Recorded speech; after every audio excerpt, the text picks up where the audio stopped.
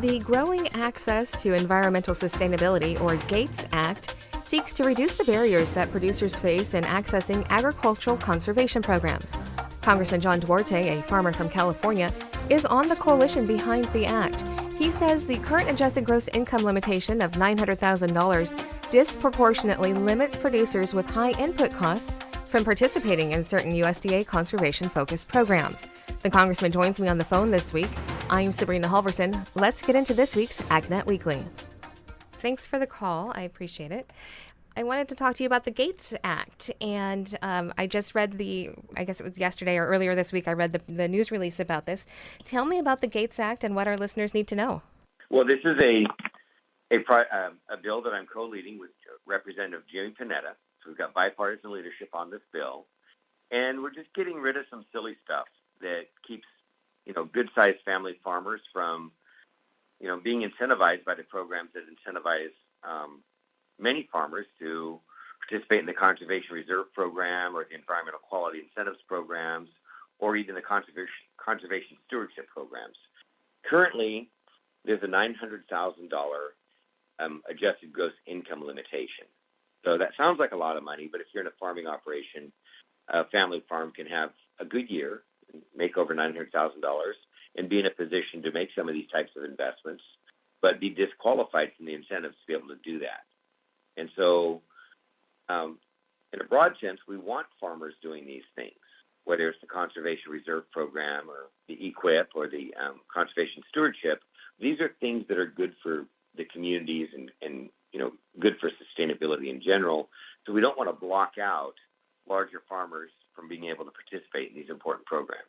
I know that with some other programs, when there's those AGI limits, they can sometimes disproportionately affect specialty crop growers just because of how the businesses are different from row crops. Is that the case here or not? No, that's very, very much the case. If you look at a viable farming operation, over towards Jimmy's area, in the Salinas Valley or along the coast there, you could easily run into a broccoli or a greens or a vegetable grower over there running up against these limits. And to be competitive in that industry, these vertical family farms have to reach a certain size. If they're going to serve the larger grocery chains, if they're going to have a cold storage, a marketing desk, a grower, packer, shipper model, they're going to need to reach a certain critical mass, so they're just not going to be relevant. And in the Central Valley, where I farm, there's a lot of families who've vertically integrated over the years. They may have an almond growing huller sheller as well as a marketing shipping operation in almonds. They may have a large dairy, and to be viable these days, a lot of dairy operations are getting above, 1,000 cows can be a smallish dairy in California these days. 5,000 cow dairy is not unheard of. My grandfathers both had 20 cow dairies. So it's just important that we kind of adopt these programs to the realities of the marketplace we have, and California agriculture is outgrowing the limits placed in these programs. There's been so much talk in the current administration, especially about conservation programs, and a lot is revolving around conservation programs. So how important is it to make these programs accessible to every farmer? Well, it's important to make them accessible to every farmer. We don't want any small farmers that want to get into the business not to have access to the same advantages or the same incentives that larger farmers have. But when we start looking at the overall goals, for instance, under the Environmental Quality Incentives Program, we want to protect our groundwater. And so we may want to have a EQIP program for a large grower to put in recharge basins. Or we may want to have an EQIP program for a large grower to use micro-irrigation, drip, or small sprinklers instead of flood irrigation. Or we might want to have a program where a large grower can put in the capital infrastructure needed to access surface water to a farm that has previously only been irrigated with groundwater, so that when we have surface water years like we did this year in California, when there's abundant surface water, these large growers can access that surface water, recharge it, use it on their crops, and protect the groundwater for all farmers for drier times. And so if we don't include the largest growers in these programs, we don't really get the economic impact that's the potential there. small growers are oftentimes taken care of. And we've done things in the past, like set up separate accounts for organic or small growers to make sure that all of these programs aren't exhausted before the smaller growers can get access to the resources they need from these programs. And that can be very important as well. And you've already got quite a bit of support for this. I believe that there was support also coming from Colorado and Oregon. And do you expect to have? This seems like a pretty simple, cut and dry act. Do you expect to have any opposition to it? I don't know. We want to keep these programs. I call it kind of clean. I don't want them loaded up with a bunch of vague these are sustainability programs, so sometimes the ESG sustainability program can get very vague and undefined. A lot of times the DEI requirements can get these resources going to places where they're not having as much impact for reasons other than just creating sustainability in our farm communities.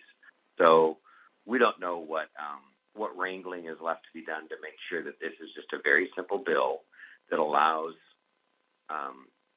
growers that have, over $900,000 adjusted gross income in a previous year to participate in the sustainability programs. Another emerging issue in California is there's a lot of land down in the South Valley, down in the Westlands Water District, where we just don't have the water resources flowing down there. We're trying to do a lot here in Congress to rationalize the Endangered Species Act, to create groundwater sustainability programs so they can more reliably rely on the groundwater in the future.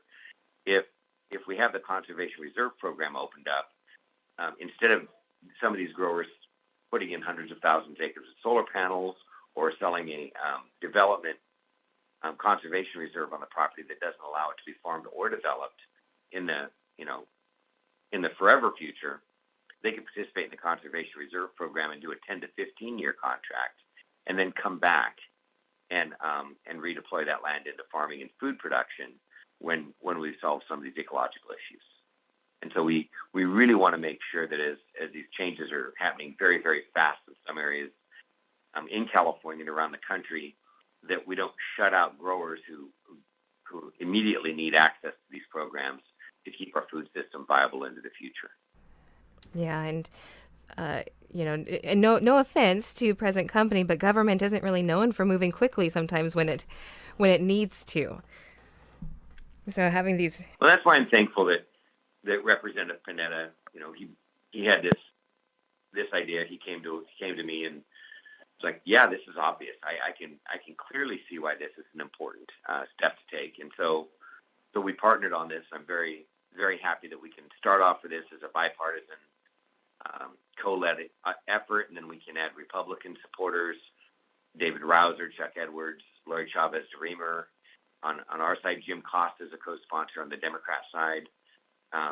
We're adding every day, and I think if we keep communicating it properly, this will be a very high likelihood that we'll get this into the upcoming Farm Bill. Great. Is there anything else that you think our listeners should know about this? It's a $900,000 limit that we're going past, so long as the individual applying for the grants, the principals in these companies, has at least 75% of their income from agriculture or ag-related enterprises. And so this could be agritourism, or it could be processing, packing, shipping. Oftentimes there's vertical integration with the farming itself. And we want to make sure this is going to real farmers that support the community and that just happen to be of a larger size because they've been at it a while and they've vertically integrated and they've been very successful.